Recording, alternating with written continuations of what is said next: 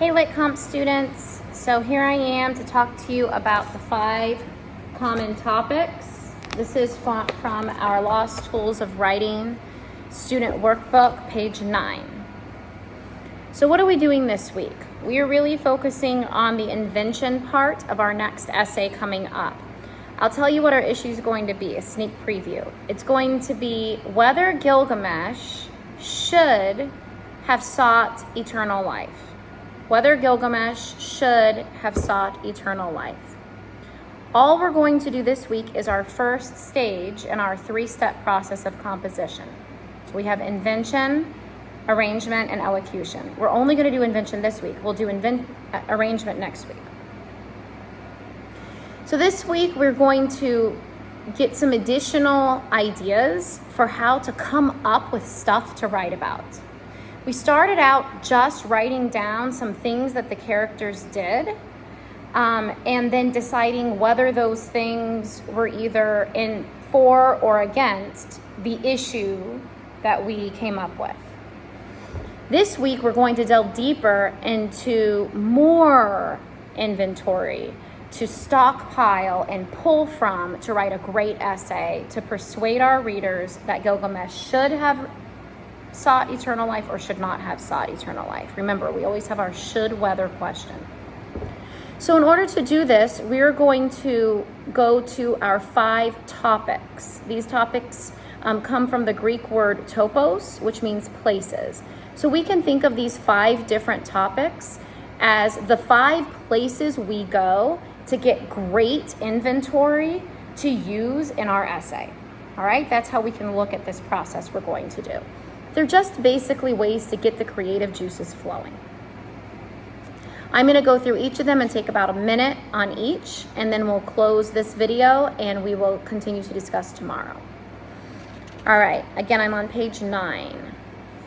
Let's read what it says. The following questions introduce the 5 common topics of invention that you use whenever you make decisions. You will learn much more about each topic in later lessons. Answers to these questions can be placed in the I column of our Annie chart. Now we remember our Annie chart from week before last when we met. We have affirmative, and then we have negative, and then that 3rd column we didn't put much in that first for our first essay. That was interesting, right? Those were things that we might add later that don't really bear on the either affirmative or the negative side of the issue, but they're things we want to mention just because they add color and they make our character analysis and our plot analysis and even some of our ethics analysis more interesting and more rich. Okay, it makes us better writers. They also can help us decide the affirmative or the negative, even if maybe they don't technically go under one of those columns. They help us to get to know our characters and our plots better. The first topic or place we'll go for inventory, a comparison. Comparison is the first topic. It's the first one there. In this, we'll look at our character, our subject. Well, of course, this week is Gilgamesh. And we'll ask, how is Gilgamesh similar to some other character? We might use Enkidu. We might use a character from another story, like Little Mermaid. How is Gilgamesh different from Enkidu? How is Gilgamesh different from Little Mermaid? How is Gilgamesh different from Goliath or any of the other hero characters that we've talked about? Okay? We will be using Little Mermaid for our comparison. We will not actually mention Little Mermaid in this essay. Just a heads up, this essay, if I didn't already mention, will not be due this week or even the next week. It's going to be due the following week. I think it's going to be week 6 that the essay will actually be due. We're only focusing on the invention part this week, okay?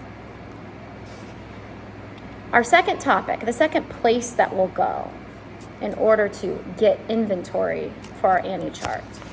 Definition. Who or what is Gilgamesh? Who is he? Let's just get to know really what we're looking at, okay? We know that we're analyzing Gilgamesh, the character. Well, what is he? Is he a man? Is he an animal? Is he a contemporary of ours? That means somebody who lives at the same time as us. Is he mythical? Is he a loser? Is he a hero? Okay. Who or what is X, and what kind of a thing is X? These two questions are very similar, but as we use examples, we'll get better at answering them. Let me take an apple for an example. Who or what is an apple? An apple is a fruit, part of the genus. I don't know what the genus and the species are, but we could look it up in our encyclopedia and find out, but you get the idea. It's a tree fruit. It grows in so-and-so North American states, right? We could talk about its caloric count. We could talk about how much sugar it has, okay? That's what it is. What kind of a thing is the apple? Well, is it an apple that's been in my backpack for 3 days that I left in the back of the car? Okay, then that's going to be probably getting on to be a very rotten apple, right? Is it an organic apple from Whole Foods that's special and was $3 for just the one apple? Okay, that's going to be a little different. What kind of a thing is X? We'll apply this to Gilgamesh tomorrow in class. Third place we're going to go. Almost running out of time. I want to make this an 8-minute video, so I don't have much more time. What's the third place? Our first place is comparison. The second place we'll go is definition. The third place we'll go is circumstance. What happened around the time that our issue arose or was decided? The key points, okay? In our story, we're asking whether Gilgamesh should have sought eternal life. Okay, what happened around that time? Okay, Enkidu had just died. His best friend had just died. He was despairing. He felt like life wasn't even worth living anymore. He didn't even know where to go or what to do. It says he cried for 7 days. Okay? What was happening at the same time as, but in different places from, our issue or situation? Let's see. Later we found out that the Upepshim, the man who had obtained eternal life already, was someplace across the multiple waters, and Gilgamesh was going to go after him and try to find him and ask him how to find eternal life. We know he was there. We know that, sorry, my dog is whining. We know that the rower of the boat, or the ferryman, who Gilgamesh would later actually bring back to Uruk to join him, right? We know that he was there operating his ferry, same as when Gilgamesh found him. Those are some things that happened around the same time. They're circumstances. Third topic, relation. What led to the situation in which the decision was made, and what followed it? Okay, those are questions we'll ask tomorrow. That's our fourth topic, relation. And finally, testimony. What do witnesses say about the character or his actions? Others in the book. What did Enkidu say to Gilgamesh? What did his mother say to him about this quest he decided to go on to find eternal life? What did some of the other people that he met when he was on that quest say to him about eternal life? What advice did he get? What did they say about him just as a person? Okay, this is what we call eyewitness testimony. What do others have to add to what we will put forth in defense of our position about this issue? Okay, so we have 5 topics just to recap. What are we doing here? We're going to more places to get more information, to get the creative juices flowing, so that we'll have more items to put on our Annie chart.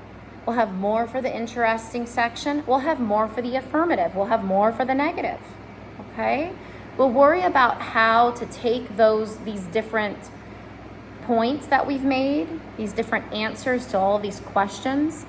We'll figure out better how to assess them and decide what will fit and what just needs to be thrown out. It's really not going to fit in our essay. We'll do that the following week. This week, we just really want to dive deep into who Gilgamesh is and what went into his decision to seek eternal life. Thanks, guys. We'll see you tomorrow.